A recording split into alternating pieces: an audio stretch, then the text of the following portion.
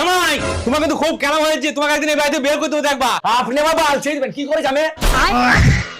ওই জামাই তুমি আমাকে এরকম বললে? তো আপনি আমাকে কিরকম বললেন সেটা দেখেন। আমি আপনার কি করেছি হ্যাঁ, যে আমাকে আপনি এরকম বললেন? কেন হে তোমাকে বললাম যে আসার সময় ধানের বস্তাটা নিয়ে আসছি, তুমি বলা নিয়ে আসো নে, দোকানওয়ালা আমার ফোন করে কীর্তন শোনাইছে। তা আমি কেন আনবো আপনার ধানের বস্তা?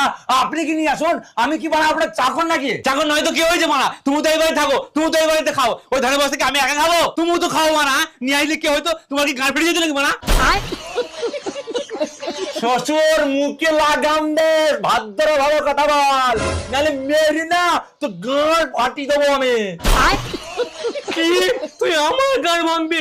তুই আমার গাড় ভাঙবি? তুই আমার বাড়িতে থাকিস, আমার খাস, আমার জামাই হোস, আমি তো শ্বশুর হই, তুই শ্বশুরের গাড় ভাঙবে? তোর লজ্জা করলো না মানা? তুই একটা কথা ভালো করে শুনলে জামাই,